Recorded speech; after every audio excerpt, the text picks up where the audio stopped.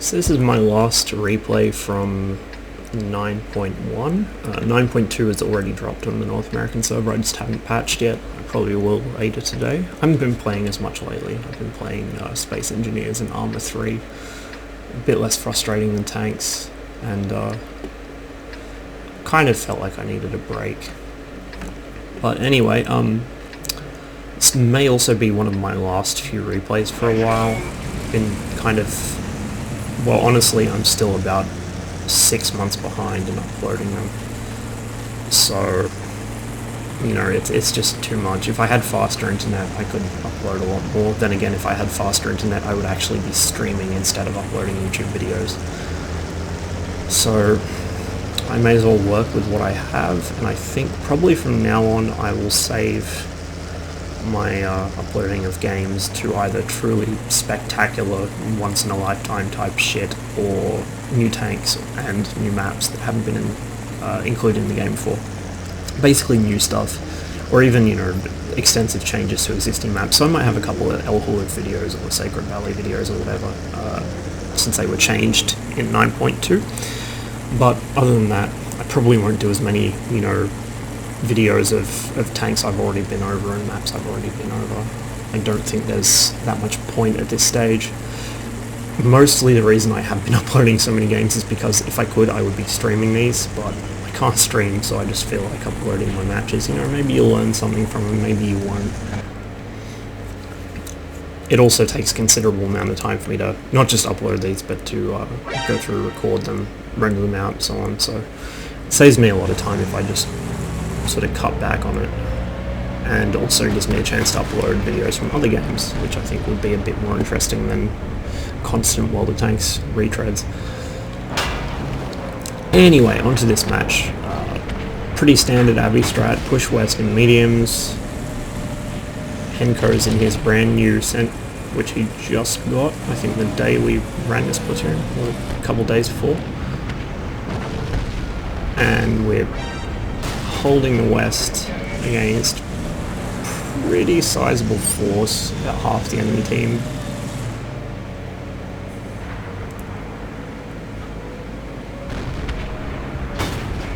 So far, my sense turret's holding up pretty well. SU-101's taken a bad beating.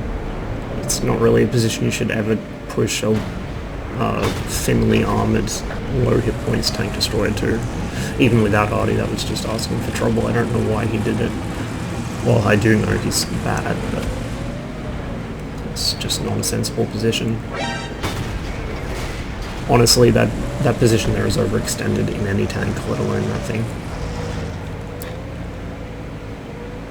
This is where the Centurion really comes into its own, dealing with things like Tortoises and E75s and later on Wheezy 111s face-to-face. It just doesn't give a shit.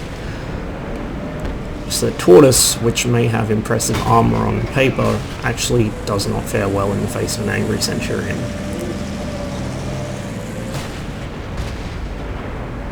Nor in fact does this Wheezy. Now I roll out, I do carelessly take a hit off the Tortoise. I just took too long to aim and he got a lucky snapshot off. But he is down now. That's a lot of DPM taken out of the enemy team. Unfortunately, Henko goes down right around the time this IS-8 begins crowding me. If there's one thing I really want to get across to people, do not fuck around, park, drive near a medium that's obviously trying to do work. That's what happens. I got shot because I was worried that he was going to be behind me. I get another shot into the Wheezy, which pens him even from that angle. See, it's just too crowded. When it was just me and Henko here, it was fine, just we're coordinating, but this IS-8 is really not giving me the room I need. Just don't park that close to a medium, honestly. Now here the Wheezy thinks he's going to be clever and try and side scrape. Unfortunately for him, his sidearm isn't quite as potent as he thinks it is. However, the Centurion's gun is very potent and it just punches straight through him. As Desua cleans up from the little shelf that overlooks the town, I look for an opportunity to take out this Wheezy, and sure enough I get one with I must say, a pretty fucking sweet shot there. I mean, it was RNG that it hit, but it was nice to get him without having to expose myself.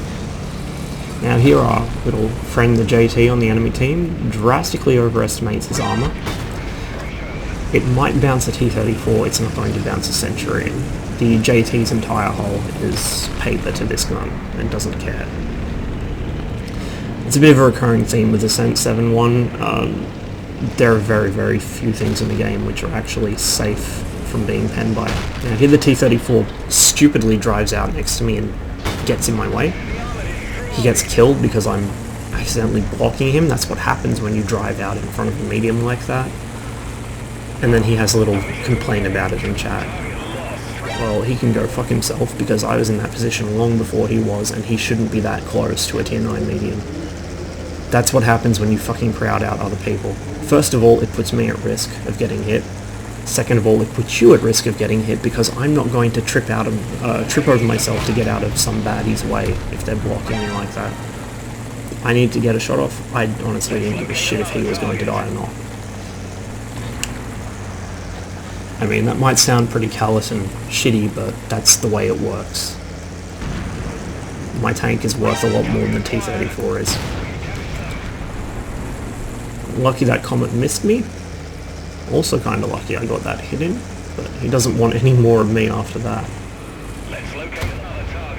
The Indian mops him up for me, and then I'm able to very, very carefully parachute down this hill. And rather than head to cap, which I know our puppies are going to do anyway, because puppies love to cap and throw away XP, I decide to head back to our base and clean up those guys there.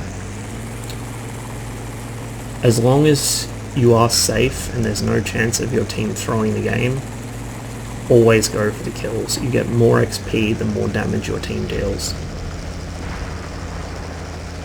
I know there's a tooltip in the game that says don't listen to bloodthirsty teammates, but honestly, if you're going to win anyway, take the damage over the capping. You will get more XP.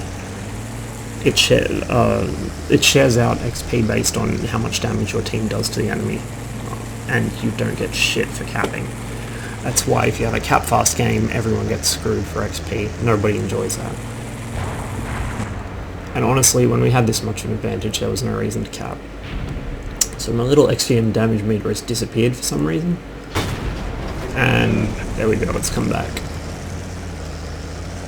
So it's not a bad amount. Pretty good match to finish up 9.1 with. 9.2 should be interesting, with a couple of changed maps.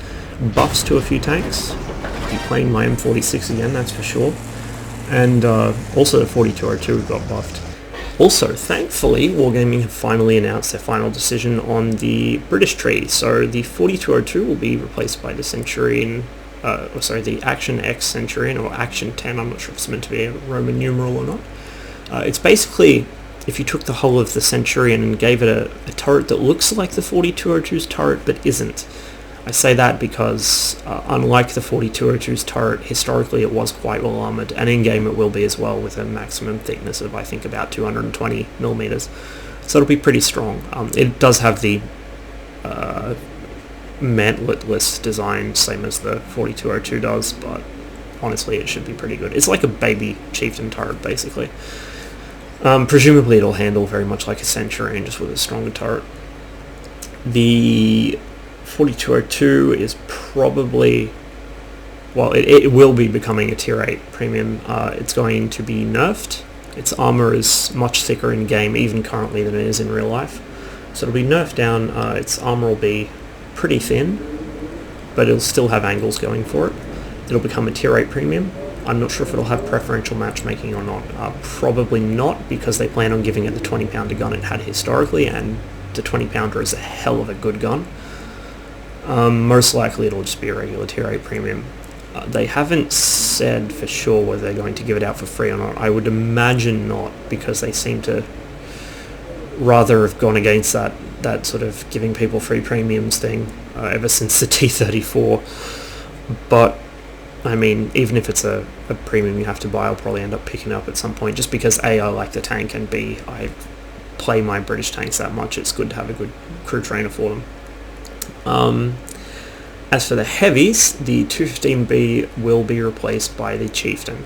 It'll be a very early Chieftain prototype, so no fancy fire control, no steel brew, none of that shit. It'll just be a bog standard early model Chieftain. And just for the record, the Chieftain's armor is not as potent as people think it is. I mean, it leaves me wondering how the Chieftain ended up being as overweight as it was, particularly with regards to the poor bloody Leyland multi-fuel engine pack, which, if you've ever heard a Chieftain driving, it sounds like the engine wants you to put it out of its misery. Yeah, the armor protection's not actually as good as people think. It does have good angles, it doesn't have the good thickness. So probably it'll be rather similar to the 215B in playstyle. You have very good gun handling, very solid gun, but you won't really have the armor protection. Mobility, I would imagine, will be okay. So I think mostly it'll be sort of a cosmetic change. I don't want to say that because obviously you're changing the whole layout of the tank. You'll have a conventional tank layout, not the rear turret front engine layout, but in terms of actual playstyle, I would imagine it's probably not going to change much. So yeah, that's coming soon. I don't know when that's happening, but the fact they've actually come out and finalized it would imply that it's going to happen probably within the next 2 or 3 patches, I would think. I should hope so. And of course, because as they add new tanks into the game at this point, they will all be HD models as far as I'm aware, so that'll be excellent, having a nice fancy HD Centurion in a tier 10 spot. I will like that very much. So yeah, I'll be cutting back on the videos a bit, but when that comes out, you can bet your life there'll be some videos of those wonderful new toys.